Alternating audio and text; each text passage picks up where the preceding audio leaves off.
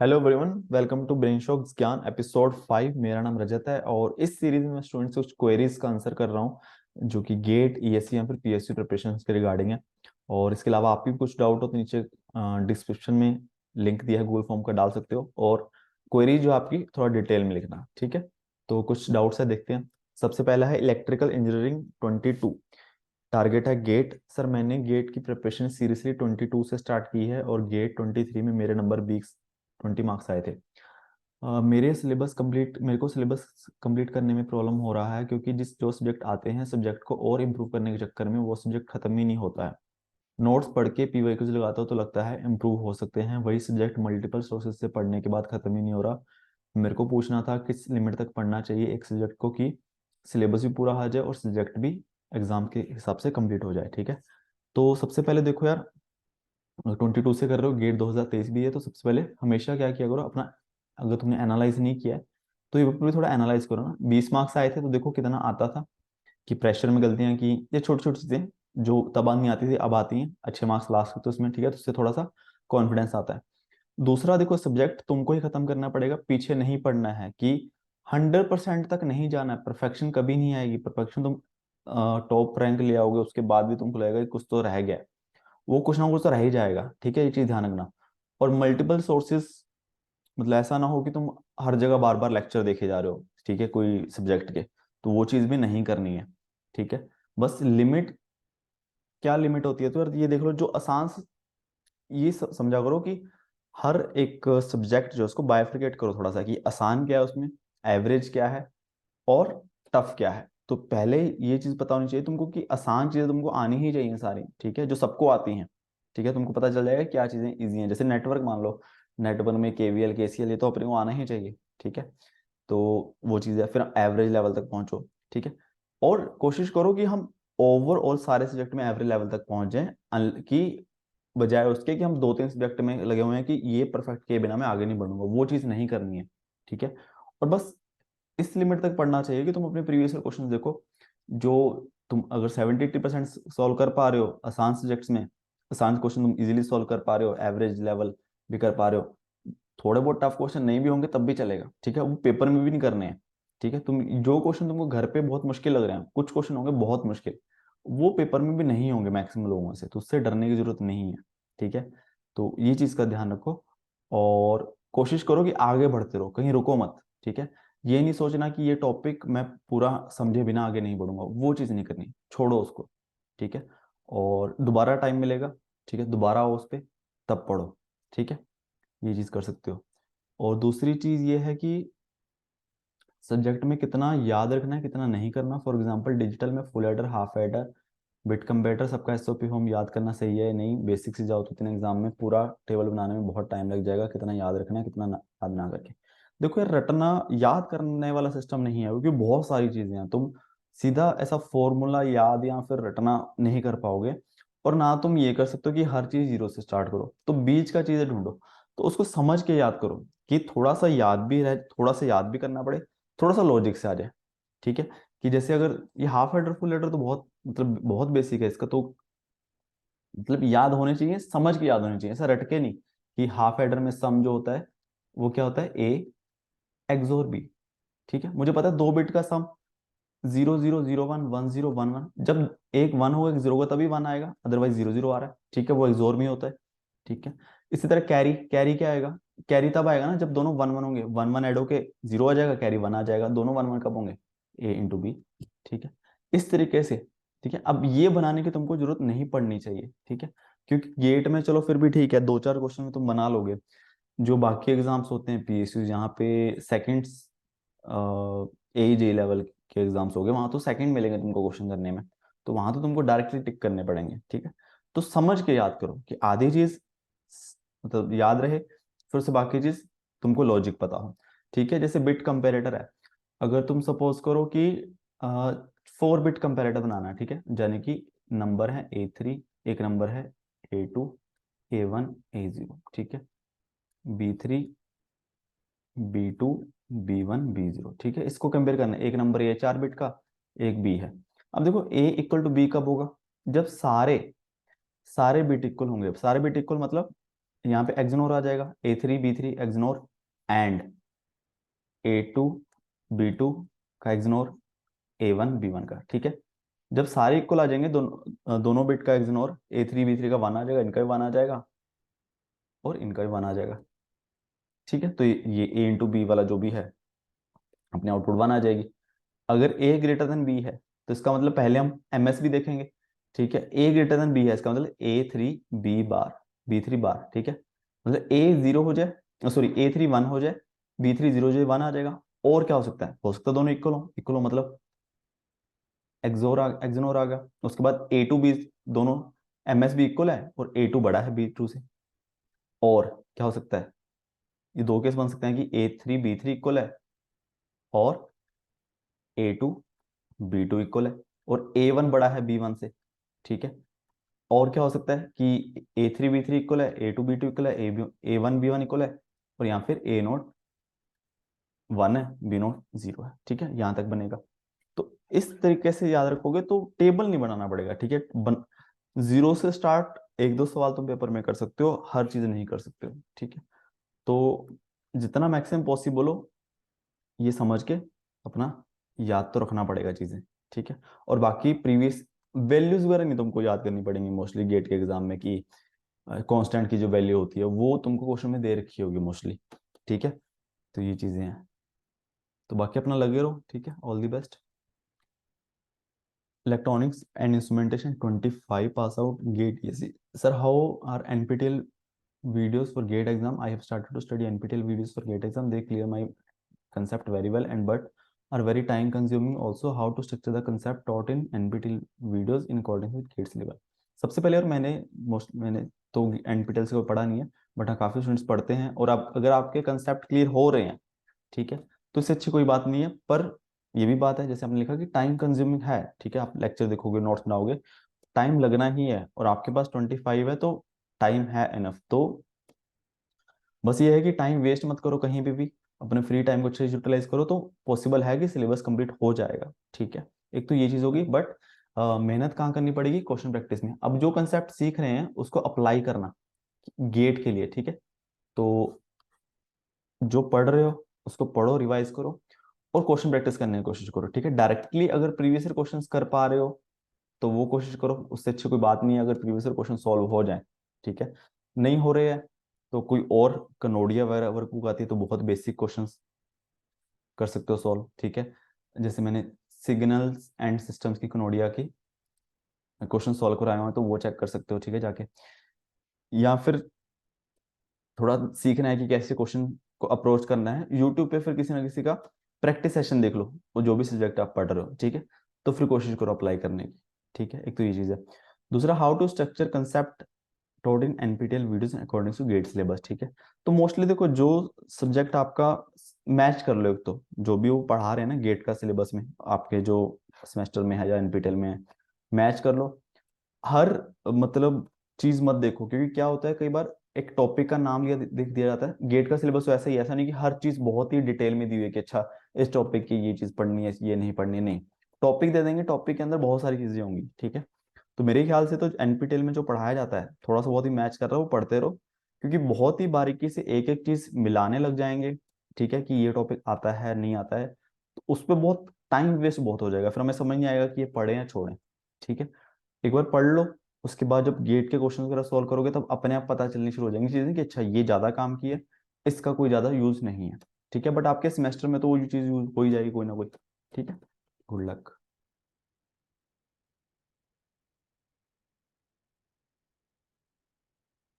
Next है biomedical. अच्छा, biomedical 23, I am not getting any material for my gate preparation, no test series, no videos, can you please help me? Also I am very weak in electrical circuit and signals and system as well।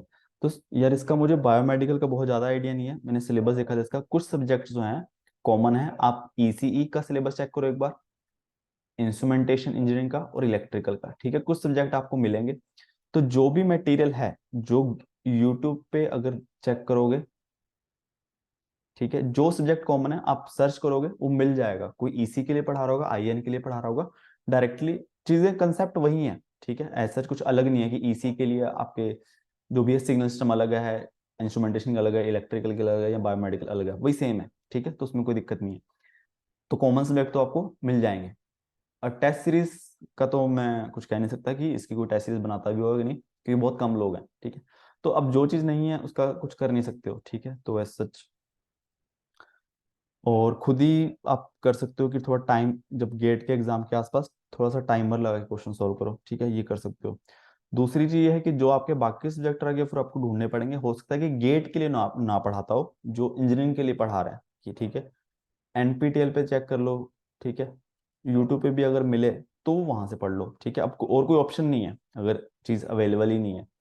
दूसरी चीज, electrical circuit और signal system भी आप ECIN electrical का कोई ना कोई course check कर सकते हो, ठीक है, जैसे क्रेट्रिक्स चैनल सर्च कर लेना, ठीक है, इस पे कुछ ना कुछ आपको मिल जाएगा ये सब्जेक्ट से रिलेटेड, ठीक है, कोई ना कोई प्लेलिस्ट मिलेगी। और इसके अलावा मैं, मेरे चैनल पे अगर आप प्लेलिस्ट में जाओगे तो मैंने सिग्नल्स एंड सिस्टम के कनोडियस के क्वेश्चंस करवा रखे हैं, ठीक है, अगर आपको उससे हेल्प मिलती है, क्वेश्चन प्रॉब्लम अप्रोच कैसे करना है वो चीज़ आपको हेल्प मिलती है, तो वो भी चेक कर सकते हो। और एक एप्टीट्यूड PYQs भी मैंने करवा रखे हैं ऑल ब्रांचेस, ठीक है, कि वो भी चेक कर सकते हो, ठीक है। तो मैं ये कहूँगा जितना, अगर कम बच्चे हैं, रिसोर्सेज कम है, तो जितने भी हैं जहां से मिलते हैं तो आप पढ़ लो, ठीक है, तो उस हिसाब से वो सबके लिए सेम है, बस ये सोचो कि आपके पास नहीं है, वो सबके पास ही सेम प्रॉब्लम है, ठीक है। तो जो इस प्रॉब्लम में भी अच्छे से पढ़ लेगा तो उसका अच्छा रैंक आ जाएगा, तो इसमें कोई बड़ी बात नहीं है, ठीक है। Good luck. नेक्स्ट क्वेश्चन है दिस ईयर। अच्छा, EC 24 pass out, 24 GATE goal MTech this year 24 only 370 students appeared in test series till now. I am getting rank between 5 and 50, तो अच्छी बात है, 5 and 50 के बीच में, ठीक है। और I have given 39 test subjective and topic wise of मेडिजी एस academy. I am feeling that competition this year is very quite low, why very less students are appearing in test series. ये देखो, students mostly वैसे ही कम हो रहे हैं overall, ठीक है, इस साल अब पता नहीं, 310 तो कम है, हो सकता है कि धीरे धीरे आगे बढ़े, ये भी हो सकता है कि काफी ड्रॉपर हों जिन्होंने सिलेबस वगैरह पहले अच्छे से किया हो, उनका ये मानना हो कि सिर्फ फुल लेंथ टेस्ट ही देंगे, तो हो सकता है वो सीधा फुल लेंथ में आए, सिर्फ फुल लेंथ टेस्ट लेके मेडिज हैं इसकी, ठीक है, और ये भी होता है, एक तो ये रीजन है। दूसरा ये भी हो सकता है टेस्ट सीरीज लोगों ने देने स्टार्ट ही ना, कोई इस साल जो नए बच्चे हैं सिलेबस वगैरह किसे कंप्लीट ना हो। दूसरा एक अपना फिजिक्स वाला, उसकी भी टेस्ट सीरीज आई है, हो सकता है कुछ बच्चे वहाँ हो, ठीक है, तो बस इसमें कुछ कर नहीं सकते हैं, अपना जितना अपना देख लो बस, अब कितना इंप्रूव कर सकते हो, जो भी टेस्ट दिया हो अच्छे से एनालाइज कर लो, जो बच्चे आपके ऊपर हैं कि आप उनको टच कर सकते हो, ठीक है, इतना जो गैप है, मान लो आपका 50 रैंक का है, आपके ऊपर जितने लोग हैं, आप देखो कि टॉपर और आपके मार्क्स कितने डिफरेंस है, क्या आप कवर कर सकते थे उतना, ठीक है, कहाँ तक पहुंच सकते थे, तो वो चीज़ हम आगे अप्लाई करें, पेपर में वही चीज़ करें, ठीक है। और जितने कम लोग अच्छी बात है, ठीक है, कि अब आप तो ये सोचो कि जो लोग टेस्ट दे रहे हैं वही थोड़ा कंपटीशन में हैं आपके, ठीक है, जो लोग टेस्ट नहीं देंगे, नए बच्चे जो टेस्ट नहीं देंगे वो आपके कंपटीशन में रहेंगे ही नहीं, ठीक है, पुराने लोग जो अलग बात है, उसका फुल लेंथ में है। नए बच्चे जो बिना टेस्ट सीरीज के आएगा वो आपके कंपटीशन में नहीं रहेगा, ठीक है, तो ये आप सोच के रखो। और बाकी बस अपना इंप्रूव करो, ठीक है, बाकी को बहुत ज़्यादा मत देखो। Good luck. नेक्स्ट है ECE 22 PSU ESC।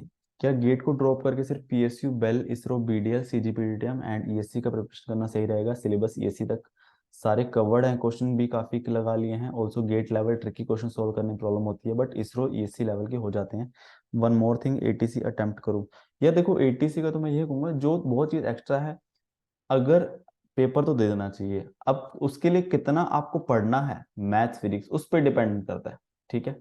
अब जिसने पहले से अच्छे से पढ़ा हुआ है, थोड़ा बहुत रिवाइज करके एग्जाम देना है, वो कर सकते हो, ऐसा कोई बड़ी बात नहीं है, पर इसके लिए बहुत अलग से एफर्ट करना पड़ जाए फिर वो आपके लिए ज़्यादा दिक्कत हो जाएगी ना, कि मल्टीपल चीज़ें हो जाएंगी, ठीक है।